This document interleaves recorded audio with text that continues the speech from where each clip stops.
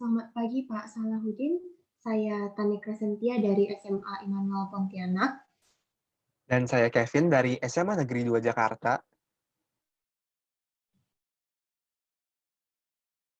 Pada kesempatan ini, saya bersama teman kelompok saya ingin mempresentasikan seputar kepindahan ibu kota ke Kalimantan Timur dan juga beberapa pendapat kami. Seperti yang diketahui, Presiden Jokowi baru menetapkan proses perpindahan ibu kota ke Kalimantan Timur pada 28 Agustus 2019 lalu. Nah, berkaitan dengan kasus tersebut, saya hendak menjelaskan hasil analisis geologis, geomorfologis, geografis, dan juga demografis Kalimantan Timur, serta keterkaitannya dengan pertanyaan apakah Kalimantan Timur ini cocok menjadi daerah ibu kota. Mungkin sedikit pendahuluan, Kalimantan Timur merupakan salah satu provinsi yang terletak di Pulau Kalimantan yang memiliki 17 kabupaten, 3 kota, 107 kecamatan, dan 1032 desa atau kelurahan, dan juga merupakan provinsi terluas keempat di Indonesia yang memiliki luas wilayah daratan sebesar 127.000 km persegi dan juga luas wilayah sebanyak 256.000 km persegi. Jumlah populasi yang tercatat pada tahun 2019 adalah sekitar 3,3 juta jiwa, di mana ibu kota saat ini adalah kota Samarinda. Menganalisis dari segi geologis dan geomorfologis, Kalimantan Timur sebenarnya adalah daerah yang cukup strategis. Gambar berikut merupakan peta Indonesia dan juga persebaran gunung apinya. Terlihat bahwa Pulau Kalimantan adalah satu-satunya pulau besar di Indonesia yang tidak dipenuhi oleh bulatan merah, dan hal ini mengimplikasikan bahwa Kalimantan merupakan salah satu wilayah yang aman dari aktivitas gunung berapi dan kegempaan. Nah, dan sementara di bawah ini adalah persebaran lapisan di kota Samarinda yang merupakan ibu kota Kalimantan Timur. Terlihat bahwa jumlah sesar yang ada ini tidak cukup banyak dan ketinggian tempatnya juga cukup tinggi sehingga terhindar dari tentunya ancaman banjir. Nah, tentunya ibu kota akan dipindahkan ke daerah Kabupaten Penajam Pasir Utara dan Kutai Negara. Jadi kita lihat ini lembar geologinya. Secara topografi, Kabupaten Kutai Negara terletak di daerah dekat laut yang memiliki daratan dengan sungai dan juga perbukitan di daerah barat ke utara. Untuk struktur tanahnya sendiri, daratan Penajam Pasir Utara memiliki bentuk seperti lipatan batuan. Struktur tanah ini tentunya banyak didominasi oleh tanah latosol atau tanah lempung merah kuning dan organosol yang merupakan tanah gambut. Nah, jenis tanah ini cenderung dapat menampung air yang banyak yang tentunya akan mengurangi kemungkinan kekeringan atau kekurangan air bersih. Akan tetapi kekhawatirannya adalah tanah latosol dan organosol ini kurang stabil bila dibandingkan dengan tanah di Pulau Jawa. Nah, untuk jenis batuan yang tampak di permukaannya adalah didominasi oleh batu pasir, batu lempung, dan juga batu gamping. Nah, seperti yang kita ketahui, salah satu permasalahan yang dialami ibu kota sebelumnya, yakni Jakarta, adalah penurunan permukaan muka tanah yang disebabkan oleh pengambilan air tanah yang berlebih dan juga pembangunan yang masif. Berkaitan dengan permasalahan tersebut, kemungkinan penurunan muka tanah di ibu kota baru ini tidak akan separah Jakarta karena air di sana ada di atas batuan dan batu pasir, berbeda dengan di Jakarta yang airnya berada di atas endapan. Nah, walaupun tidak terletak di antara pertemuan lempeng tektonik yang besar dan daerah subduksi dan tidak dilalui oleh rangkaian gunung berapi aktif, lempeng di Kalimantan Timur masih aktif dan oleh karena itu memiliki 3 sesar, yaitu sesar Maratua, sesar Mangka Lihat, dan sesar PT Moster. Sehingga Kalimantan Timur ini sebenarnya cukup rawan gempa, akan tetapi dibandingkan dengan Pulau Jawa dan daerah subduksi lainnya, tentu intensitas dan keterjadian gempa di Kaltim ini terhitung minim. Dan berikut adalah daftar gunung yang ada di Kalimantan Timur. Bisa kita lihat bahwa jumlahnya tidak cukup banyak dibandingkan yang berada di Jawa. Dan untuk analisis geografisnya sendiri, Kalimantan Timur ini terletak tepat di tengah-tengah Indonesia dan juga merupakan alasan utama Presiden Jokowi memindahkan ibu kota ke Kalimantan Timur. Karena posisinya berada di tengah, sehingga akses ke seluruh Indonesia itu lebih mudah dan layanan dan prasarananya lebih lancar. Selain itu, pembangunan di pelosok juga dapat ditingkatkan sehingga terjadi pemerataan pembangunan. Dan ini adalah untuk pertambangan dan ekonomi di Kalimantan Timur.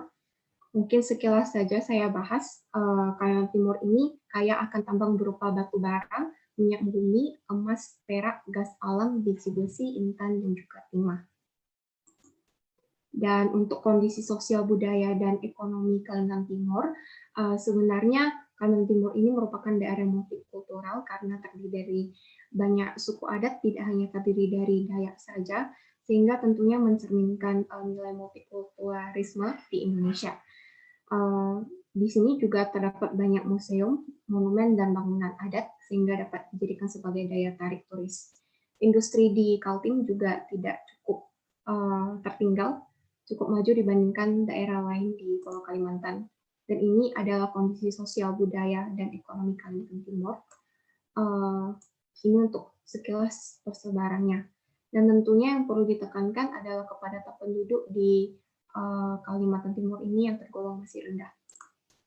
Dan untuk kekhawatirannya mengenai Kalimantan Timur sebagai ibu kota baru ini sudah saya sebutkan sebelumnya, yaitu struktur tanah yang tidak stabil dan juga salah satunya kualitas airnya yang asam sebagai akibat dari kayanya kandungan batu bara di Kalimantan. Nah, asamnya kualitas air ini memperburuk kualitas air karena dapat melarutkan logam ke dalamnya. Dan sekian untuk dari saya, selanjutnya akan dijelaskan oleh teman saya. Nah, selanjutnya saya akan membahas tentang proyek nomor 2, yaitu daerah mana di luar Kalimantan yang berpotensi sebagai ibu kota Indonesia. Jawabannya adalah kami memilih Riau. Sekilas fakta tentang Riau. Yang pertama itu, Riau terletak di 1 derajat 15 menit busur LS sampai 4 derajat 45 menit busur LU, 100 derajat 3 menit busur sampai 109 derajat 19 menit busur timur, dan juga dia mempunyai 12 kabupaten dan kota. Selain itu dia juga mempunyai 6,835 juta penduduk berdasarkan sensus tahun 2019 dengan ibu kota Pekanbaru, dan dia ini terkenal karena kaya akan sumber daya alamnya. Nah, kenapa kita memilih Riau ya? Padahal kan Riau itu jauh dari tengah Indonesia. Berikut beberapa alasan yang bisa kami berikan. Yang pertama ini, Riau itu tidak rawan akan gempa. Jika kita lihat berdasarkan peta persebaran gempa dari tahun 1973 sampai 2013, dapat dilihat bahwa kawasan Riau jarang sekali terjadi gempa. Dan menurut saya ini sangatlah menarik gitu. Next. Mengapa Riau bisa jarang gempa? Karena Riau itu jauh dari zona sesar dan juga dia itu dilintasi oleh ekuator, sehingga dia itu cenderung aman dari potensi gempa. Yang mana ini sangat penting untuk ibu kota baru kita, karena kalau terjadi gempa bisa-bisa semua pusat pemerintahan kita itu bakal hancur. Lalu lanjut yang kedua. Yang kedua ini adalah karena Riau ini lokasinya sangat strategis. Dapat kita lihat dari gambar kalau Riau ini berada di dekat Selat Malaka. Next. Nah, apa pengaruhnya kalau dia dekat Selat Malaka? Nah, karena dia dekat dengan Selat Malaka, Riau berpotensi sebagai pusat perdagangan dunia. Karena seperti yang kita tahu, Selat Malaka itu dari dulu merupakan jalur perdagangan dunia, dan bisa-bisa kita dapat menyaingi Singapura ataupun Malaysia. Selain itu, Riau juga berada di jantung Pulau Sumatera, di tengah-tengahnya, sehingga dia juga strategis ke berbagai daerah di Sumatera. Next. Yang ketiga adalah Riau mempunyai banyak sungai. Dapat kita lihat dari peta berikut, hampir seluruh daerah Riau itu terjangkau oleh sungai. Next. ada 4 sungai yang melewati Riau, itu ada Sungai Siak, Sungai Rokan, Sungai Kampar, Sungai Indragiri. Next. Nah, menurut kami, sungai ini juga sangat penting karena dia itu dapat mencegah kekeringan pada saat musim panas, mengurangi potensi kebakaran hutan, serta juga dapat memberikan dampak ekonomis. Contohnya bisa dijadikan, area, rekreasi, juga bisa sebagai sumber air bersih dan lain-lainnya. Next, yang keempat adalah tanahnya itu masih sangat luas. Dapat kita lihat dari gambar tersebut, merupakan persebaran penduduk wilayah Riau. Next. Dengan luas yang 89, juta kilometer dan luas lautannya 18.000 kilometer dan dengan kepadatan penduduk 96,46 jiwa per kilometer persegi, masih banyak banget daerah Riau itu yang kosong dan akibatnya kita bisa membangun pusat pemerintahan di daerah tersebut.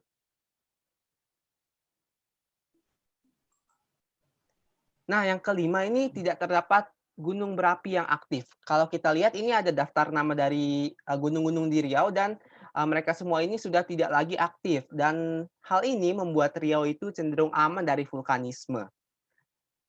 Next. Nah, selanjutnya itu adalah tanahnya yang cenderung landai. Riau itu memiliki topografi yang rata-rata itu tanahnya cenderung landai sehingga mudah jika ingin dibangun suatu hal, suatu pusat pemerintahan, saya yakin itu sangat baik untuk, dibangun hal seperti tersebut. Next. Nah, ini merupakan kredit data-data yang kami ambil sebagai sumber, referensi dan mungkin sekian presentasi dari kami berdua. Mohon maaf bila ada salah kata atau kata-kata yang kurang berkenan. Atas perhatiannya kami ucapkan terima kasih.